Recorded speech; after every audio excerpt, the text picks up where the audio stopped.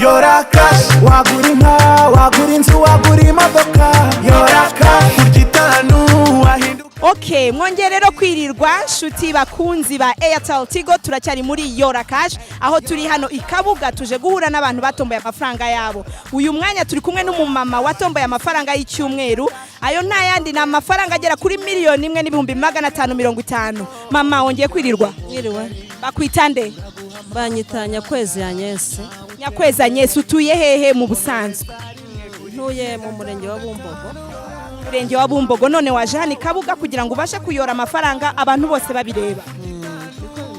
Ese ukina wemeraga ko ibi bintu bishoboka, warabyemeraga koko? Ntabwo nabyemeraga neza ariko naravuze ntireka ngerageza amahirwe ndebe. Muri make uremeza neza ko iyi tombora na amahirwe nta kindi kintu ishingiyeho? N'umugisha w'Imana. None urabona kari akazu kari hariya, ubu niho tugiye kugenda tugana kubera ko ufite kugenda ukayora amafaranga buri wese akureba. Uri tayari? Nta kibazo ndi tayari. Okay, mwabyumviye rero Agnes ari tayari, ubu tugiye kugenda aho agiye kugenda yora amafaranga buri umwe wese amureba. Turacyari Kabuga, ni Yora Kashi Airtel Tigo.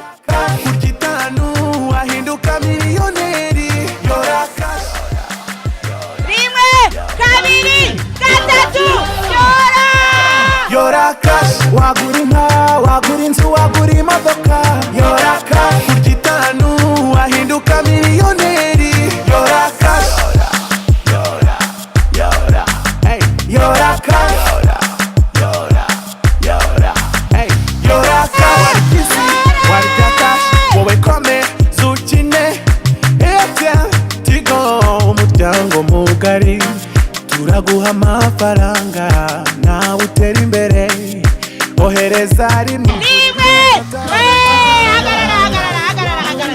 wagura inzu wagura imodoka Yora Kashi kugitanu wahinduka miliyoneri Yora Kashi hey Yora Kashi hey Yora Kashi ni miliyoni. Agnes, urumva umeze ute? Ndumva nishimye kandi nshimye Imana yo mu ijuru niyo ibikoze. None Agnes, wambwira guti njyewe nageze mu rugo nsanga abana barimo babireba kuri televiziyo, byagenze gute mu busanzwe? Dusobanurire, ganiriza abantu batureba. No kuvuga ngo navuye mu kazi nimugoroba nkuko bisanzwe, ngeze muri salo nsanga abana bari kureba televiziyo, hanyuma nsanga muri no mukino nyine wo gutombora, hanyuma mbona ni ibintu byiza, ndavuga ngo reka ngerageze amahirwe mbikora nikinira kuko nari mfiteho amafaranga kuri Airtel kandi nsanzwe nyikoresha, ndabikina bukendongera nabikinnye nka gatandatu. Kuwa gatanu nibwo mwampamagaye numva ni surprise birantangaza. Harya ukora iki mu busanzwe Agnes? Nkora mu kigo bita BIB, turi aba broker mu kinyarwanda n'abahuza mu bwishingizi.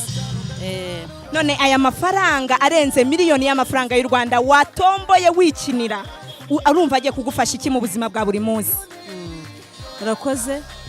Ubundi umuntu aba afite amaproje menshi,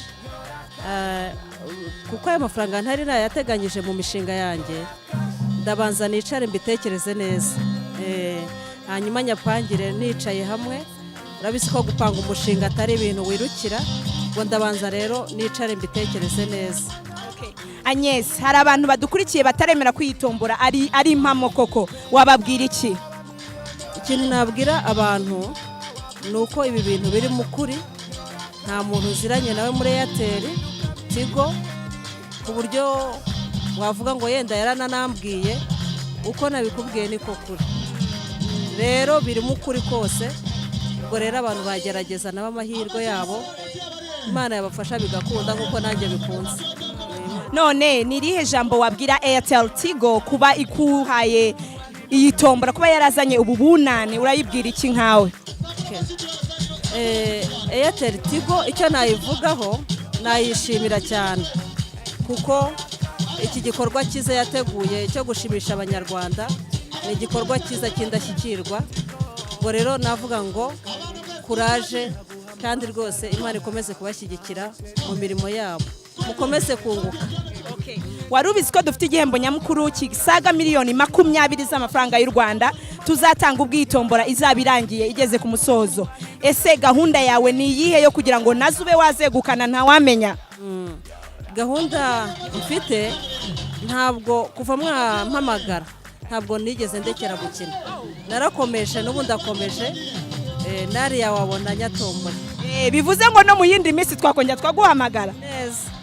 Mwamwiyumviye rero ni Agnes yaturutse ibumbogo mu karere ka Gasabo, ati nasanze abana babireba kuri televiziyo ubwo nari mfite amayinite muri Airtel, ndagerageza mbikora nk'uwikinira, ariko kuri uyu munsi mfite amafaranga arenze kuri miliyoni, amafaranga agera kuri miliyoni 1,421,500. uyu munsi niyo afite ku mufuka. Rero umuntu dukurikiye utari wemera kwitombora ariyo, utegereje iki? Iminsi iracyahari, ariko ejo hari igihe yaba ari wowe. Komeza ugerageze, nababwira iki rero ni Yora Kashi Airtel Tigo. Turamuherekeza rero nk'ibisanzwe, tugere twiganirira, twifatire n'agafanta, si byanyeze?